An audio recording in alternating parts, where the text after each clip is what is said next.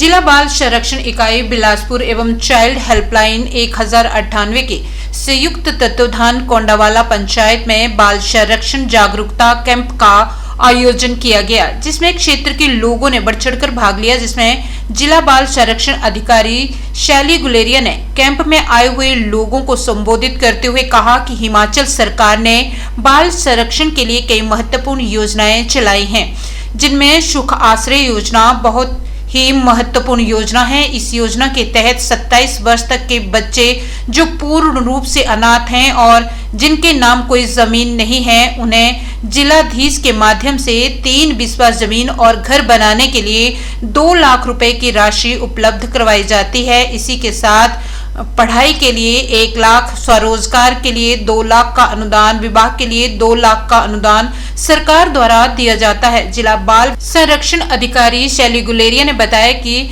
Sponsorship योजना के तहत 4,500 रुपए प्रति माह अनुदान के रूप में दिए जाते हैं। शैली गुलेरिया ने बताया कि जिला के 18 से 27 वर्ष के 138 बच्चों को आइडेंटिफाई किया गया है और स्पॉन्सरशिप स्कीम में 83 बच्चे स्पॉन्सरशिप ले रहे हैं। ने जो है वो 18 से 27 के जो है वो पूर्ण रूप से जो अनाथ बच्चे हैं उनके लिए योजना जो है वो नहीं बनाई है।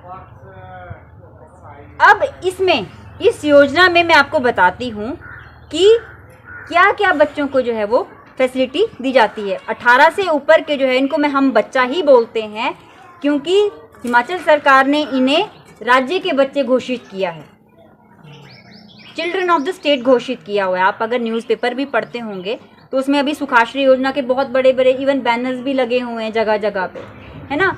तो सबसे पहले मैं आपको बात बताती हूँ कि बच्चे की सबसे पहली जो है प्रायोरिटी क्या है, बताएं।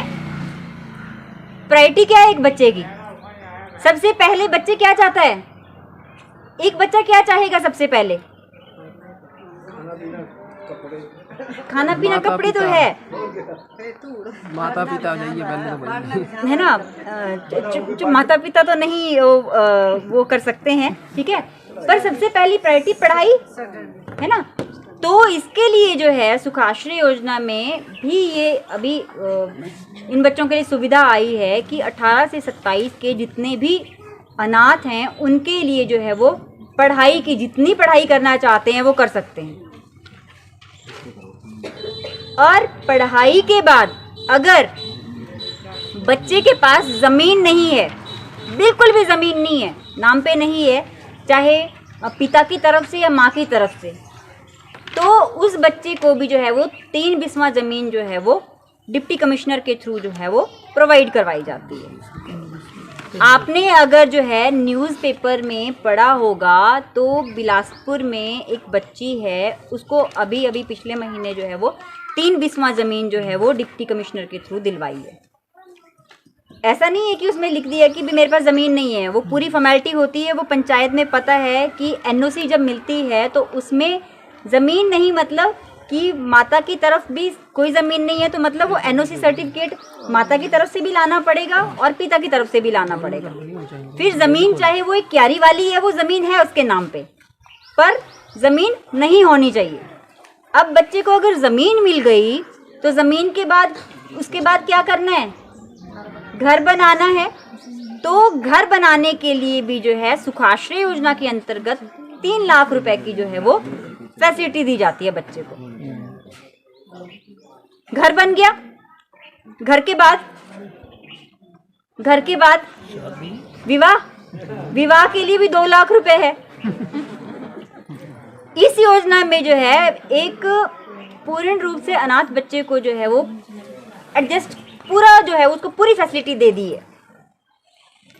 विवाह हो गया, विवाह के लिए जो है वो 2 लाख की जो है वो फैसिलिटी है, ठीक है। उसके बाद विवाह के बाद नहीं, बच्चे तो वो बाद की बात है, पर अगर परिवार बन गया तो फिर उसमें और भी तो चाहिए। क्या करना है बताएं? परिवार के बाद क्या करेंगे? कमाना भी तो है कुछ, है ना।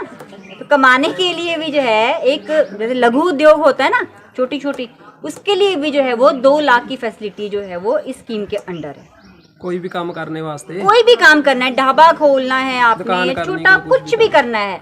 अभी अक्टूबर महीने में जो है मैं जो बात कर रही हूँ बिलासपुर में ही हाँ नक्षत्रा सिंह को उसको 2 लाख रुपए मिले, उसने एक बुटीक खोलना था, हाँ जी। बुटीक खोलने के लिए वो किया और उसी बच्ची को जो है हमने जमीन भी दिलवाई है। बुटीक होता है जी जहाँ पे वो कपड़े सिलने वाला। हाँ जी हाँ जी, कपड़े सिलने के लिए। तभी तो मैं बोल रही हूँ कि अगर पता नहीं चल रहा है ना आप पूछें। अच्छा नहीं पता जाने को बोलना है। और अपने साथ साथ जो है उस बच्ची ने 2 और को जो है वो रोजगार दिया हुआ है। ठीक है, तो एजुकेशन हो गई, जमीन मिल गई, घर मिल गया, शादी हो गई और काम भी मिल गया। अब देखो इसके साथ में मैं आपको एक और बात बता दूं, जो आपने बोला खाने पीने के लिए, उसके लिए भी जो है 18 से 27 वर्ष तक जो है इन बच्चों को 4-4 हज़ार जो है वो पर मंथ, जो गवर्नमेंट जॉब में नहीं लगा है बच्चा, अगर गवर्नमेंट जॉब में लग गया है उनको ये फैसिलिटी नहीं मिलेगी, पर अगर गवर्नमेंट जॉब में नहीं लगा है तो वो हर महीने जो है वो 4-4 हज़ार रुपए जो है वो इन बच्चों को मिलेगा। हर महीने हम नहीं डालते, हम इकट्ठा डाल देते हैं 3-4 महीने का, है ना। अब जैसे जो लेट आइडेंटिफाई हुए हैं, जैसे आपकी बात मैं करूं, आपकी अभी नहीं था वो डॉक्यूमेंट्स वाला नहीं था, तो अभी आपका जो है वो नए अप्रैल से शुरू होगा। तो अभी हमने एक बच्चे के खाते में जो है वो 16,000 डाला हुआ है दिसंबर से जो है वो मार्च तक का, जो काम नहीं कर रहे हैं, और उनको जो है वो 27 वर्ष तक जो है ये 4-4 हज़ार रुपए जो है वो मिलेगा, जब तक जो है वो नौकरी में जो है वो नहीं लगता।